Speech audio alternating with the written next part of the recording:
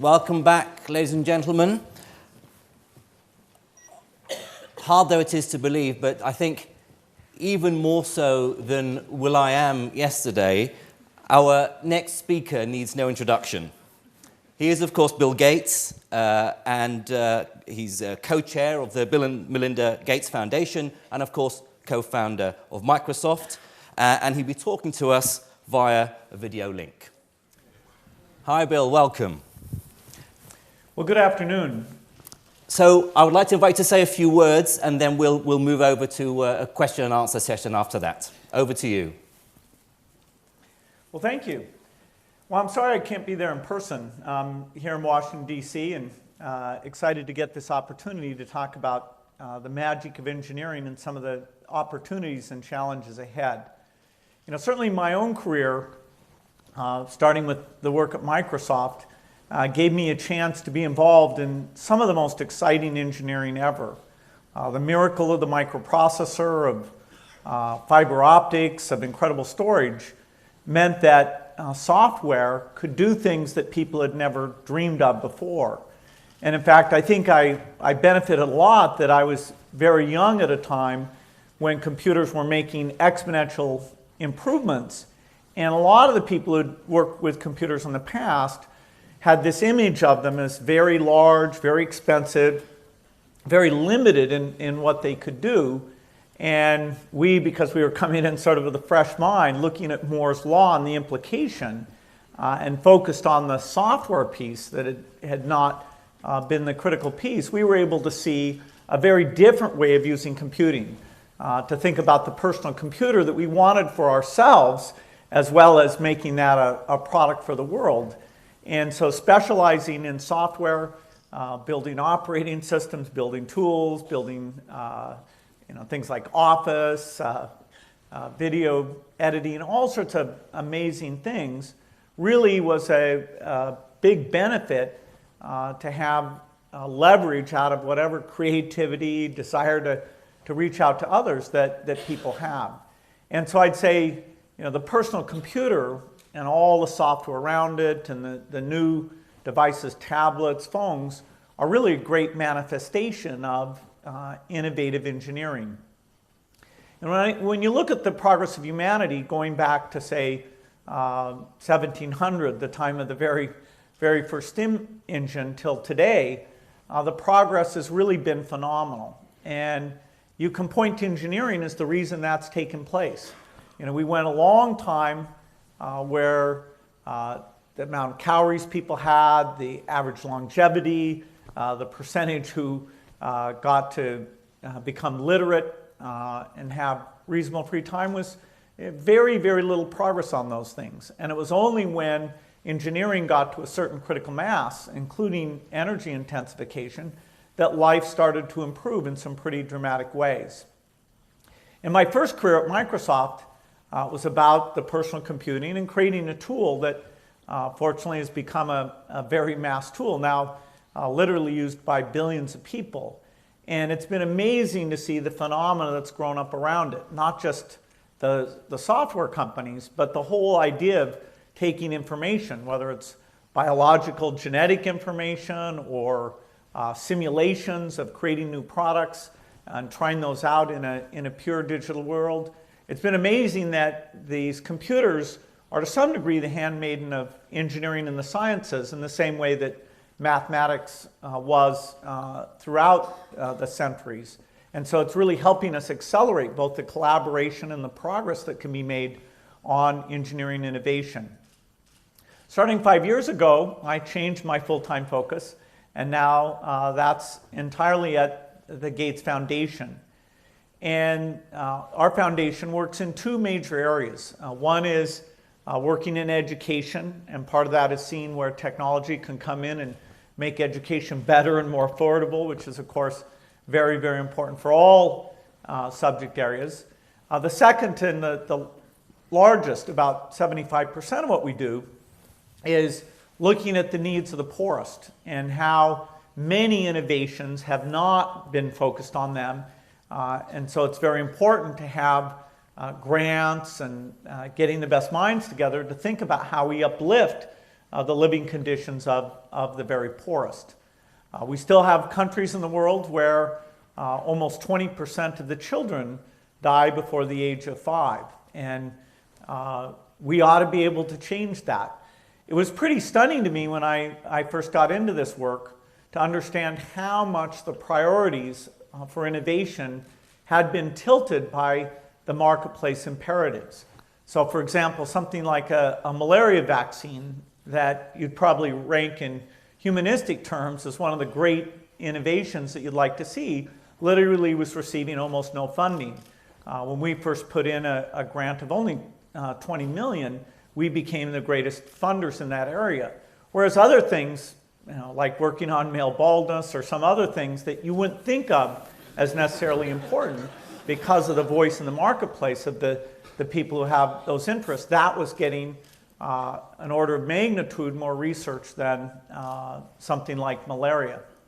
So the role of governments and philanthropy coming in and offsetting to some degree what you might consider one of the few flaws in the pure capitalistic approach is to take the basic sciences, the underinvestments, the focus on the needs of the poorest, and make sure that the innovation agenda is focusing in those areas.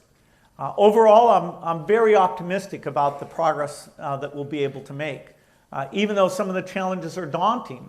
For example, feeding the world when we have a population of close to 10 billion, and we'll have not only the population increase, but the intensification of diet through meat consumption. Will we be able to meet that challenge? Well, assuming that we don't allow climate change to go too far against agricultural productivity, the kind of advances we can have through the genetic revolution, which although has primarily been focused on human health, those deep understandings, those tools apply equally well to understanding seeds and the key crops in the world. So the opportunity through conventional breeding and other techniques is to make very substantial improvements in productivity. Our foundation spends a lot of money in the agricultural area, but the biggest area for us is in the work on infectious disease.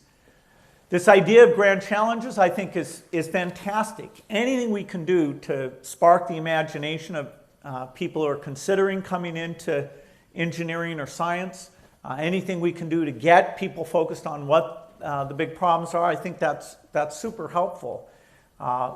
For helping out the poorest, we still need quite a few things. Even very simple things like keeping vaccines refrigerated.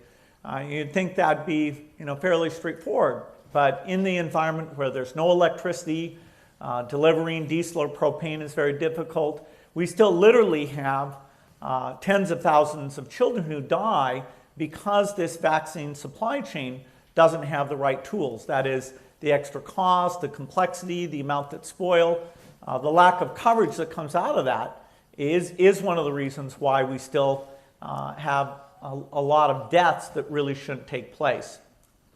One of the metrics that I track most closely, and the foundation working with its partners has very ambitious goals for, is the under 5 mortality. If you go back to the 1960s, over 20 million children a year were dying. And that was tragic. It's diseases like smallpox, diarrhea, measles, malaria, pneumonia. Those are the big killers. By 1990, that number had come down to 12 million. And that's pretty phenomenal progress, because that's in a time where the total population of kids under the age of 5 almost doubled in size. So it's quite a reduction. However, the greatest reduction ever in history is what's taken place between 1990 and the present time. We've gone down from the 12 million we had then to now we're down below 7 million. And the majority of that is ascribable to taking vaccines, inventing some new vaccines, taking vaccines that were created for the rich world where the actual risk of disease is much lower, and making sure that they get out to the poorest countries. And so, for example, in diarrhea, a third of those deaths are caused by rotavirus, and we have a fantastic vaccine for that. and it is now rolling out to all the children of the world. As I said, we still need to invent a number of new ones, including for diseases that also include adults, tuberculosis vaccine, AIDS vaccine, but the science is moving forward, and we're definitely getting a lot more people engaged in these issues, which, that's the thing that will really drive the progress there.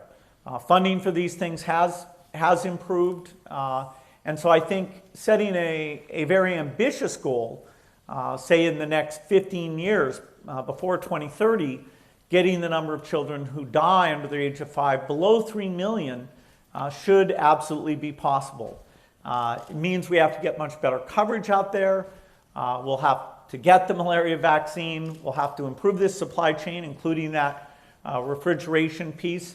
But I absolutely believe that that's possible. I mentioned the imperatives of climate change.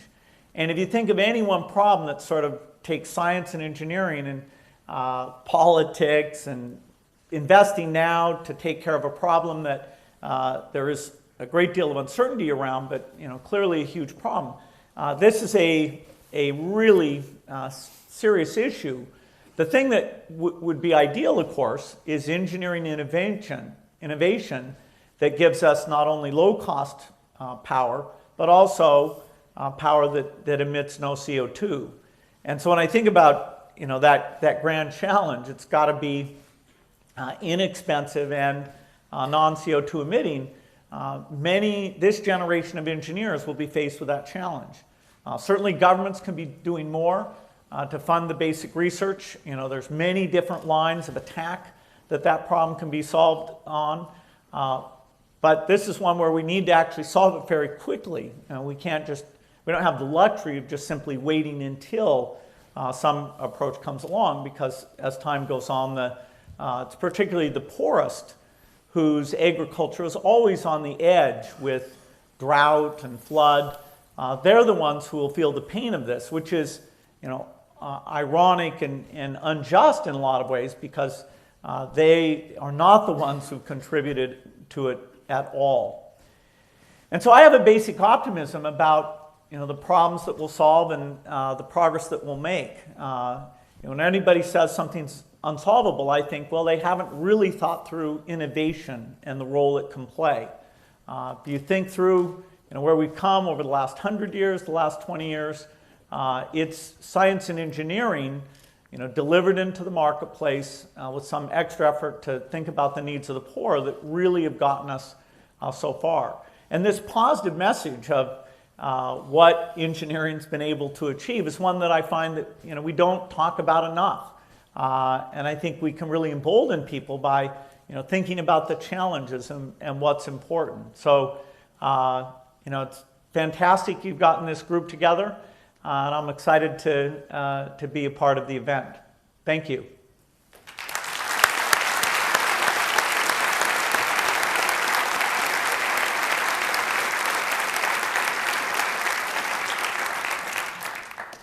Thanks very much, Bill. Okay, so we have about half an hour, and we have an audience probably bursting at the seams to ask you questions.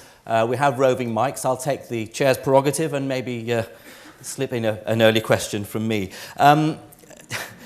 You mentioned, obviously, your work, your interest in health in the developing world. What other fields of engineering would you say have probably the greatest potential to really improve the lives of the world's poorest people? Well, I think you always have to consider the basics. Understanding material science will be very, very important.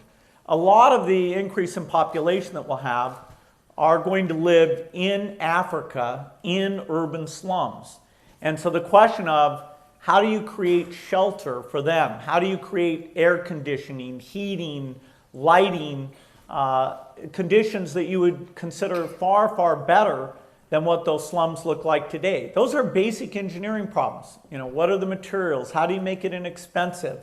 When you think through what the minimum energy needs should be, it should be able to meet those. So, anyone who's giving us the tools that those new people are going to be able to take advantage of. I think there's so many engineering problems there. Let me just take one as an example, which is the toilet. The Economist had on the cover, this, I think, strange debate about whether there's great innovation coming in the future. And ironically, they picked the toilet, the thinker sitting on the toilet as kind of the iconic image of that.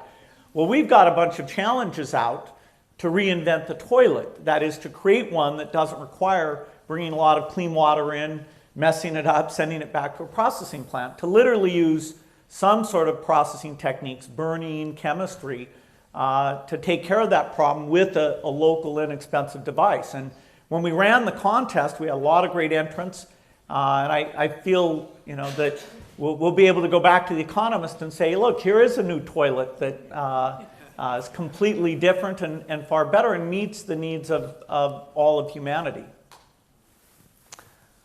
Great, thank you. Okay, well, it's over to the audience. And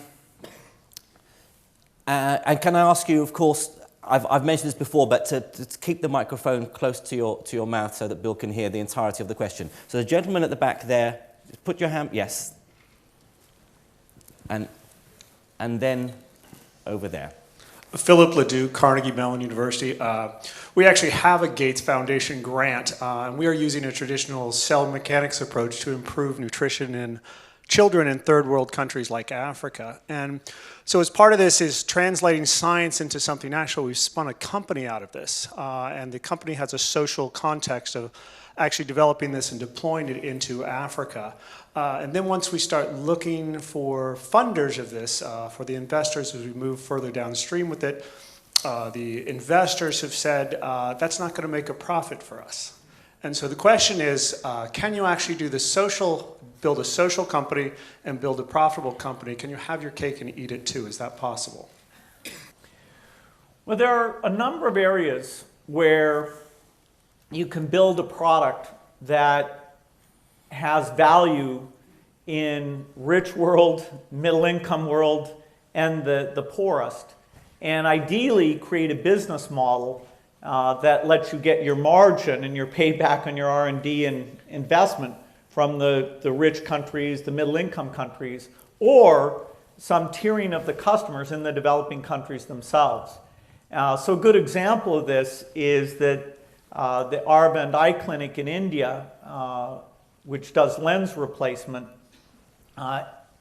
gives a really first-class, quick service to people who are willing to pay $50, and for others they do it absolutely for free. And they've made it balance out such, because their costs are about $20 for each of these surgeries, they're able to make that work. So if somebody had a company with this new toilet, I think that would work very well, because lots of middle-income countries need that innovation, and you ought to be able to make a margin there, even if it's completely break-even being delivered to the poorest countries. In the area of nutrition, it's hard to know. Of course, nutrition is important for everyone, but the particular nutritional deficits that you've got in the poor countries are somewhat different. And getting the delivery in there, do you deliver through salt? Do you deliver through a daily pill? Do you biofortify the food in some way? It's a very significant delivery challenge. And of course, the science of nutrition is not as robust as we'd like. We have a lot of things where small studies show a very significant benefit than when we do the large studies, partly because of the variations in diet or health condition, ages. And we're not really absolutely sure. We don't see quite the effect that we expect there. So nutrition is super important. I hope that you can find a business model that justifies putting the effort in there, because it's an area that hasn't had quite enough thinking to figure out the basic problems, and we need very creative products that overcome this delivery challenge, particularly to kids at a young age. There's the broad nutrition problem, the macronutrition problem, and then there's particular deficits in the first even 3 years of life that you'd like to target into. So, we'd love to, I'd love to learn more, and I do think in general it takes a lot of creativity to get the best of both worlds. Hello, Mr. Gates. I'm Youngmoo Kim. I'm a professor at Drexel University. And yesterday at this conference, we heard remarks from another William, and that's Will I Am from the Black Eyed Peas. And he spoke about the need to inspire kids to study science and engineering, and by elevating sort of the superstars of the field as rock stars, much as we do in sports with Michael Jordan or musical artists. As one of the few rock stars of our field who has really achieved greatness through science and technology, I'm just curious to hear what would you suggest as strategies for getting children, kids, students more interested in science and engineering and mathematics? Well, definitely it's kind of surprising that we have such a deficit of people going into these fields, because both if you look at where you can have the most interesting job, where you can have a job that will pay very, very well, and where you can have the most impact on society, all three of those things line up to say, yes, go into science and engineering. Those are really great fields. And yet, in most rich countries, we see this decline. Asia's somewhat the exception still. And so, of course, there's a shift in terms of a lot of engineering activity to Asia, or even in the United States, to students who are Asian born. Now, in the last few years, at least one field, computer science, has seen the enrollment start to go back up again. So we're basically back to where we were in 1999 in terms of computer science. But if we take the sciences broadly, we still have big deficits, and in particular, we have huge deficits in terms of racial diversity and gender diversity. We're still really failing to get women in. And there must be something about how we teach the sciences and make them not seem that attractive, how we don't talk about these professions. I know that there's a lot of universities, including people like University of Texas at Austin, CMU, many that have been getting together and had pilot programs that show some promise.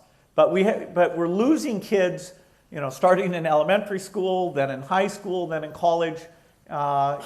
People find it too daunting, even people who have the talent. So it's a dilemma, and I'm glad to be an icon of how much fun it is to be in engineering, and to any degree that can help.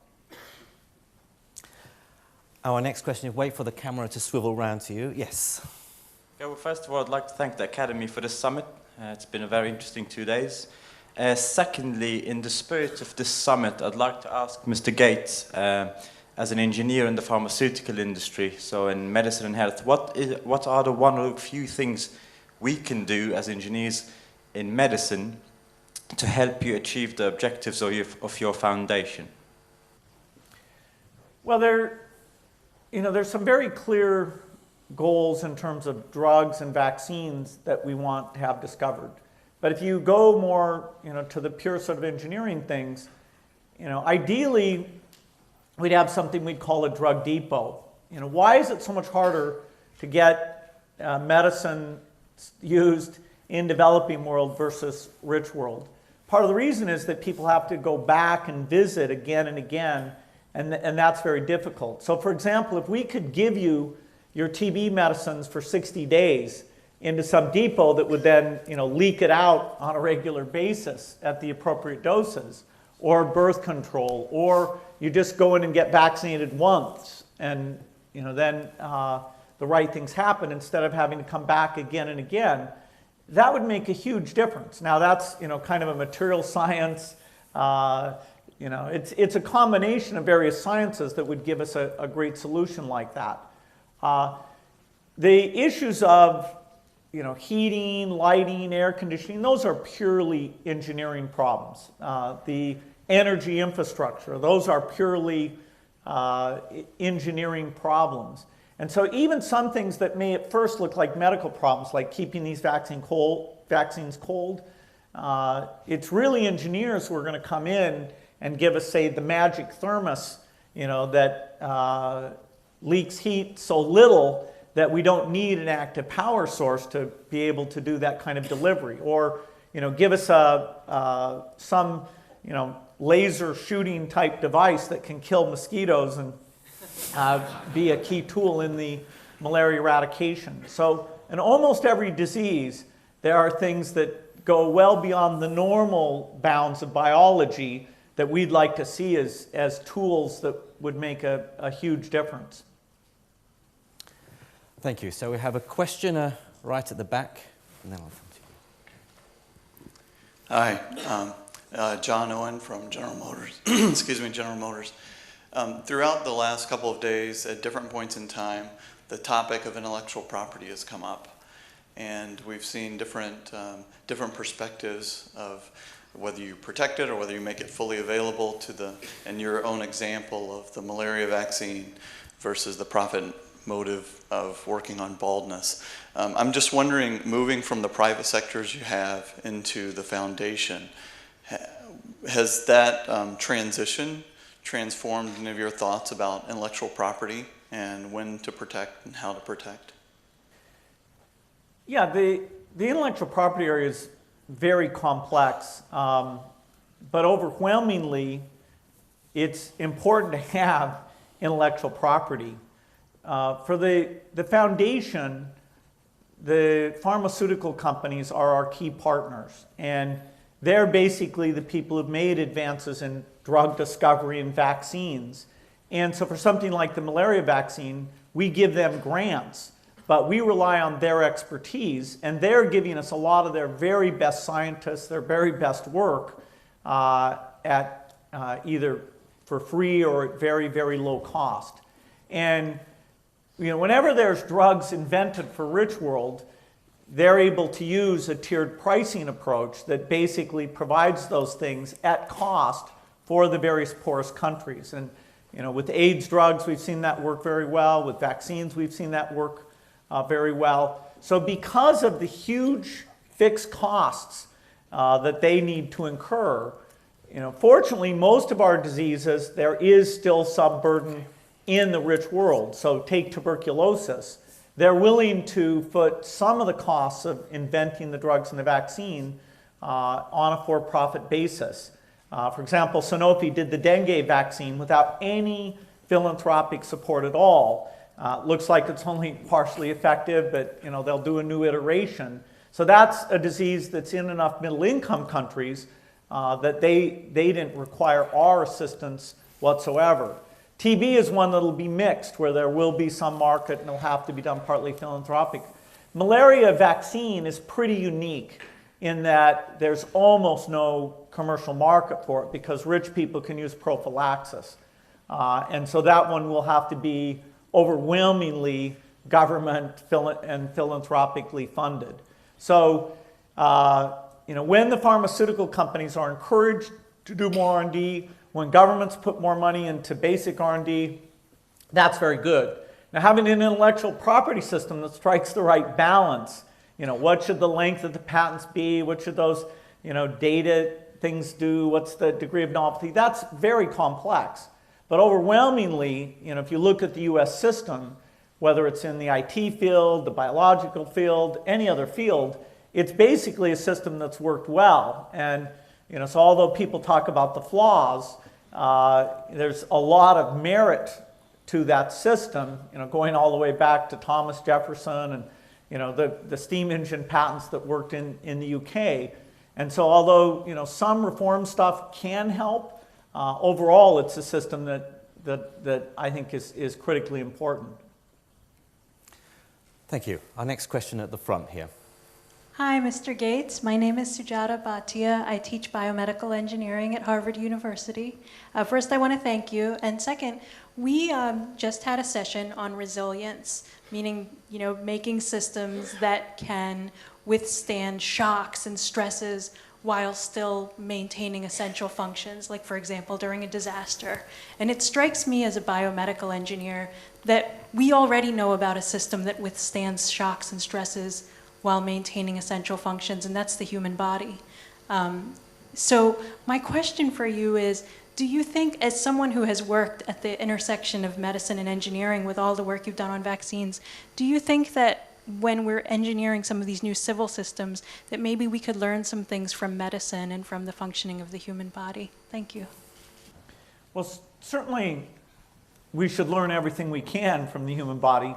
But of course, there's a lot about, say the immune system that's still pretty mysterious. And as we're looking for something like an AIDS vaccine, it's forcing us to learn a lot more of those things. So that basic research will have a lot of benefits besides what it does for us in terms of an AIDS vaccine. The basic idea of, searching for intruders, attacking those intruders, a lot of the so-called antivirus software is called exactly that because of the direct biological analogies that exist there. And there are new creative ideas in computer security that are drawing on biological equivalents. The unfortunate thing about the IT world is that many things operate at the speed of light. And so the ability to react to a problem, it's much more difficult. An electric power system, the amount of time you have to react when things get out of equilibrium, it's very, very difficult. And of course, nature uses genetic variability where it's willing to let entire lines die off in order to seek the solution that fits the new environment. And we're a little bit selfish about not wanting our branch of evolution to die off like most species do. So we're trying to do something a bit unnatural in terms of preserving one species and having these incredibly complex systems. Can we afford to have lots of variety into systems so that you don't have systemic flaws that span large geographies? You get that discussion, say, in terms of crops. How much do you want to have varieties in the crops so that some disease that comes along can't cause a huge problem for you? There are questions of who should fund the characteristics of the system, like the extra capacity that you want. For example, when the flu epidemic came along, who is supposed to have the standby antiviral or vaccine production capacity that wouldn't be needed in normal times, but that was available there? And we're very fortunate that that flu vaccine ended up being fairly benign because the world had very finite vaccine capacity. It was very slow to get the vaccine, and it would have been kind of haphazard in terms of where it actually would have been used. Now, over time, we want to get vaccine manufacture onto a standard cell line, move away from egg manufacture, and get the latency down. So we could take over lower priority things and change their purpose. So that's the case where the engineering of a general system that can be moved from one use to another would make a huge difference there. I do think these resilience issues are very difficult because they span government. Often they're global in nature, which we don't have much global governance as we're seeing for things like climate change. They get into the private sector, they get into science, and they get into this basic thing of how worried are you about the problem. Often the problems we deal with are ones where there's at least small instances of that keep us aware of the problem. So, small earthquakes make us think about big earthquakes. Small cyber attacks make us think about big cyber attacks. The ones that are almost the scariest are ones where we lose sight of the problem altogether, because when it comes, it comes in a fairly large form, and we haven't created that kind of backup capacity. Everybody can have their own opinion. Is the world properly prepared, even for the most straightforward thing, which is a flu epidemic? And I certainly wouldn't give the world a high grade on the lessons we took from the last thing and what we've done to create that resilience. So it's certainly a work in progress, and there'll be some problems that we wish we'd been better planned for. Bill, we have another audience up in Birmingham who are following this summit and listening in, and they're sending through questions to me. So I have one from them to read out to you. With an ever-increasing population and the fear around GM crops from some quarters as a solution to food shortages, what else can be done to address feeding the world or keeping population growth in check? Well, first of all, there's good news here. We don't have an ever-increasing population. That is, the birth cohort, which is now 135 million a year, has reached a peak.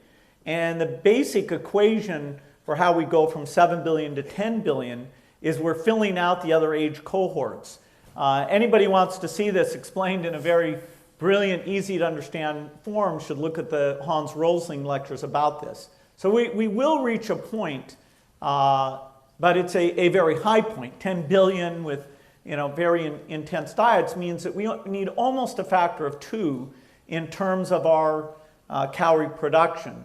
And in fact, conventional breeding will get us some of that, but I think there's very little doubt that the techniques of GMO will be needed for the drought resilience, the salt resilience, the various characteristics that we need.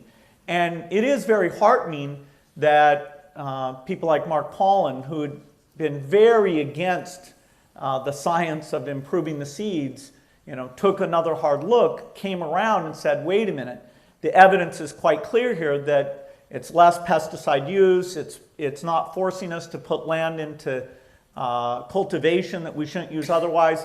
So, I'm a huge believer in we've got to meet this need, we've got to meet it in a just way, we have to meet it in a sustainable way.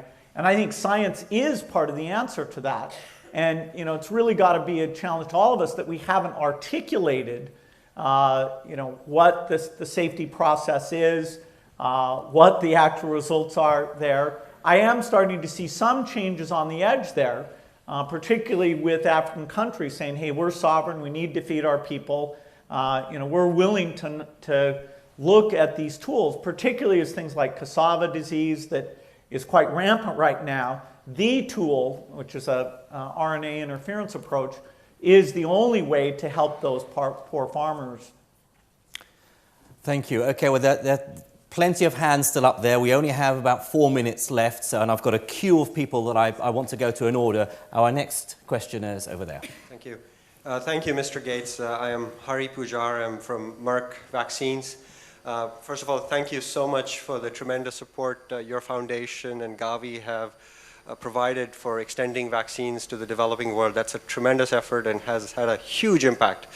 I could ask you 1,000 questions, but the one question I wanted to ask you here was, in your interactions with developing country vaccine manufacturers, have you seen anything that you said to yourself, geez, I wish the Mercks and the GlaxoSmithKlines did this? What would that be? Thank you. Well, the biggest innovation in vaccines has come from the US and European companies. They have done basically all the novel vaccines. The developing world manufacturers like CMBG in China, Serum Institute or Bharat in India are performing a very important role in terms of providing large-scale, low-price vaccines. So, for example, for measles or measles rubella, that has come, or OPV, a lot of that has come from these developing world manufacturers. Over time, we should hope that they also get into doing novel adjuvants, novel vectors, novel type of vaccines. But as you know, that requires a very deep level of science and lots of investment. So I expect that's probably in the 10 to 20 year time frame. The sooner that happens for the world, the better. Whenever medicines save lives, you don't necessarily look and worry about where it's made. For now, it's the innovations of the Merck, GSK, Sanofi, Pfizer that the world is using, and their relationship with biotech companies. That's the innovation that's really powered the vaccine miracle, and we should all want that to broaden, and I see it happening, but on a fairly gradual pace. Okay, well, miraculously, my timer here has reset for another 8 minutes to go, because that's how long we have on the satellite feed. So it means we do have time for another maybe a couple of questions. So there's one up in the gallery there. I don't know if the camera will be blinded by the light, if you can see you. Yes? Hello, Tolleson Humphrey from Duke University. And I have a question concerning, I guess, this top-down innovation from the Western world to the developing world. And I want to know what the Gates Foundation is doing in order to build infrastructure in these developing countries. As Dr. Juma was saying earlier in the sustainability lecture, to increase the entrepreneurship and the development of solutions from the people themselves. Yeah, I have a couple comments to that. we fund the National Academies of Sciences in various African countries, and we do absolutely as much of the work we can in the developing world. In fact, particularly as we get into trials on these new medicines, the overwhelming percentage is actually spent in the developing countries. So we have a thing called the Grand Challenge program Grand Challenge Exploration, where we pose problems, and we've set the threshold for somebody from a developing country much lower because they're not as used to applying, and we absolutely want to draw them in a very strong way, and we've seen a very good response to that. So far, a little bit more from Asia than from Africa, but we're working on getting that increase there. I do believe that wherever malaria vaccine comes from, it is a good thing. So we need to build up science in these countries. At the same time, we should use global science as much as we can.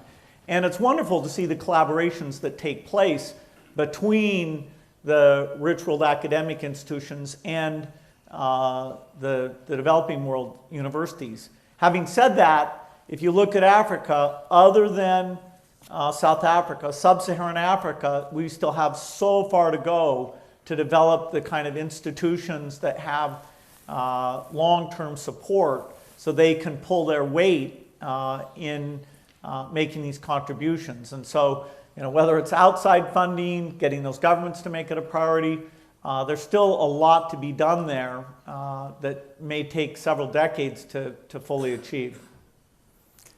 Thank you. Our next questioner here. Hello, Mr. Gates. I'm Paul Clarkson of Rolls-Royce. The entire past few days have been very inspiring and I'm very optimistic about the future of what engineering can achieve. It says on the wall there, exploring collaborative approaches to tackling global grand challenges. I was wondering where you see the role of people of such influence as yourself, and how you could potentially help the societies in both the UK, US and China to tackling these grand challenges and actually addressing the problems. Thank you.